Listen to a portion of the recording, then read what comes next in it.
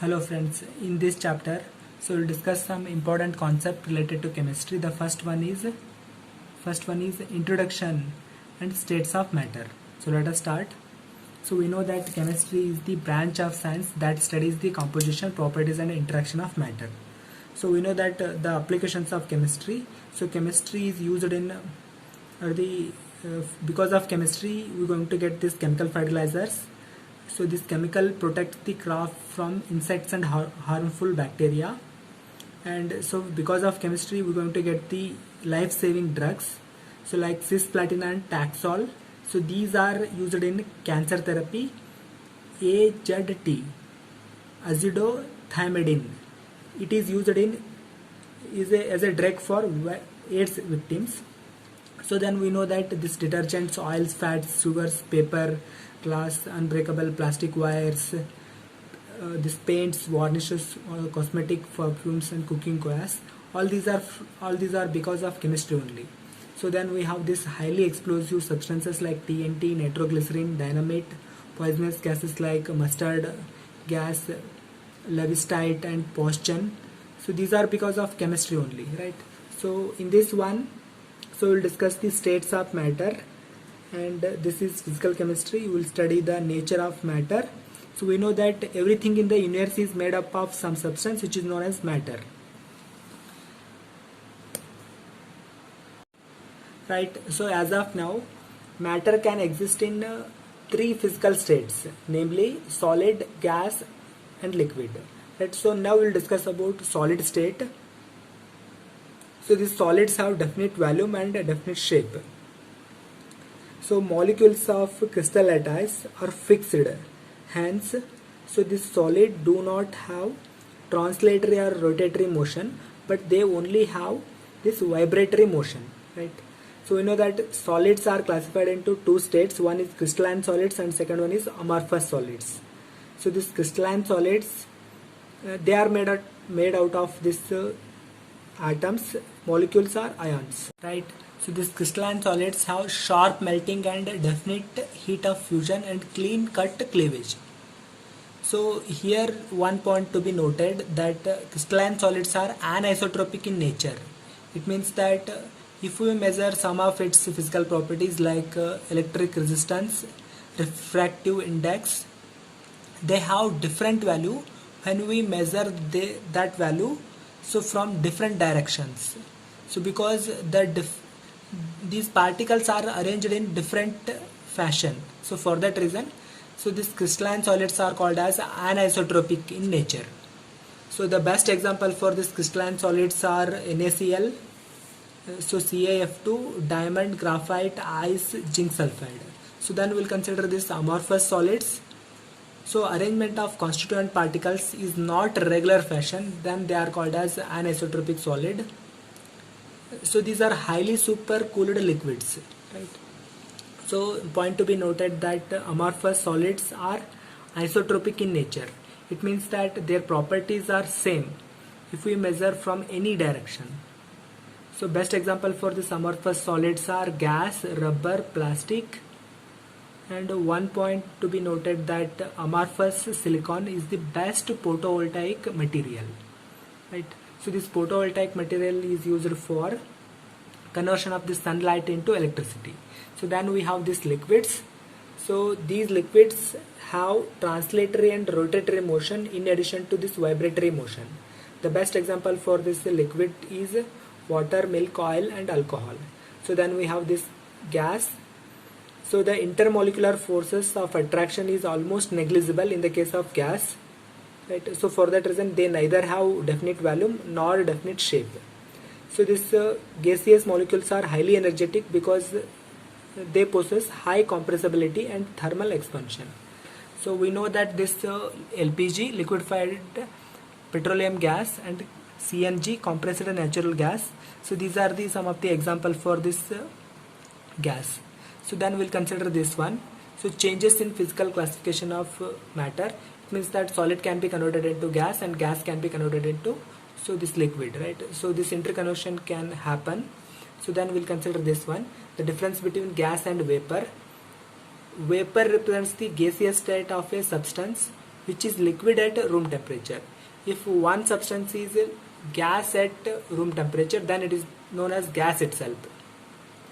It is not called as vapor. Vapor represents the gaseous state of some substance which is liquid at that particular room temperature. Right. So we'll consider this one. Apart from this one, up to now we have seen that three states of matter. So we can add two more states like a plasma and Bose-Einstein condensate to this states of this matter. So we'll consider this one, plasma state. So this plasma state contains particles in the form of ionized gas. So plasma state occurs when matter is heated to very high temperature, right? So the example for this plasma state is fluorescent tube and neon sign bulbs contains inert gas. When an electric current is passed through them, they produce glowing plasma. Right? So because of this presence of plasma, this CFL tube glows. So then we'll consider this one, Bose-Einstein condensate state. So this is after Satyendranath Bose in 1920. It tells that Bose-Einstein condensate state is formed by supercooling a gas of extremely low density. Right. So here is the abundance of some elements in earth crust. The most abundant element is oxygen, next silicon, then aluminium, iron and calcium. So if you consider the abundance metals in earth crust, first one is aluminium and second one is iron. Right. So we'll consider this one, pure substance. If one substance can't be separated into other kind of matter by any physical method, then it is called as pure substance. So we have two types of pure substance. One is element and second one is compound. Right. So we know that element, if any substance which contains only one kind of matter, then it is called as element. Right. So we know that 92 elements are naturally occurring in nature, and 11 elements are gaseous in state, and 2 elements like bromine and mercury, they are liquid at room temperature. If we consider gallium and cesium, they became liquid at room temperature, slightly above room temperature, like 303 Kelvin, means around 30 degrees Celsius. So we'll consider the types of elements. So in elements we have three types. So one is metal, non-metal and metalloid. Metals you can consider here. So elements in human body. So oxygen is the most abundant element in our body. The second one is carbon and third one is hydrogen. Right. If we consider the most abundant metal in our body, the first one is calcium and second one is the potassium. Right. So these are non-metals. They do not possess luster. So the exception is iodine. Iodine shows luster property. They are poor conductor of electricity. This graphite is an exception. It shows conductivity. So then we have these metalloids. The example for these metalloids is arsenic, antimony and bismuth. So then we have these compounds. Compounds are made out of this one or two different elements. So then we have these different types of compound. One is organic compound and second one is inorganic compound. Organic compound example carbohydrate, protein, oil and fat. Inorganic compound example common salt, marble, washing soda. These are inorganic compounds. Then we have this mixture. Mixtures are when two or more substances are mixed in definite or indefinite proportions, then it is called as mixtures. So example is milk, sea water, petrol, paint, glass, all these are mixtures only. So then we have this homogeneous mixture. If there is a uniform composition throughout and there is no visible boundary, then it is called as homogeneous. And second one is a heterogeneous mixture. Two or more compounds are mixed and there is a uniform composition throughout, so it is known as heterogeneous mixture. So best example is sulfur and sand. So then we have this different methods for the separation of mixture. So one is sublimation. If solid is directly converted into vapor without passing through liquid, then it is called as sublimation.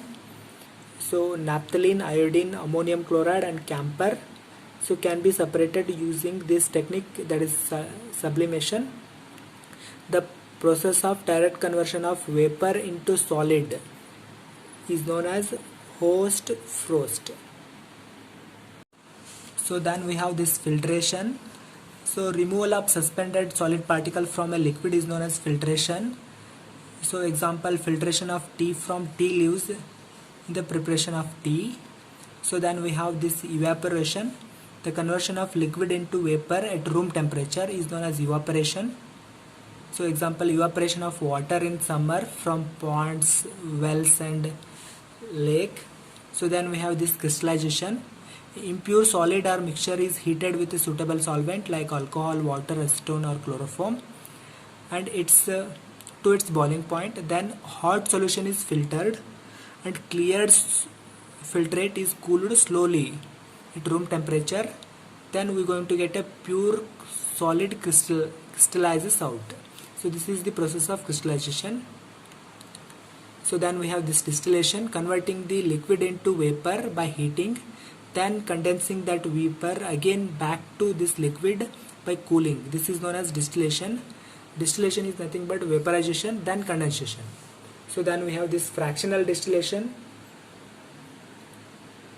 If we distill using this fractionating column, so that we can able to separate two or more volatile liquids. So the best example is methyl alcohol and acetone. Methyl alcohol boiling point is 338 Kelvin and so this acetone is 329 Kelvin. So same one more example, separation of oxygen, nitrogen and inert gases and carbon dioxide from liquid air. So that is also fractional distillation. Then we have this chromatography. So it is based on difference in the rate at which components of a mixture are adsorbed in a suitable adsorbent. So this is known as chromatography.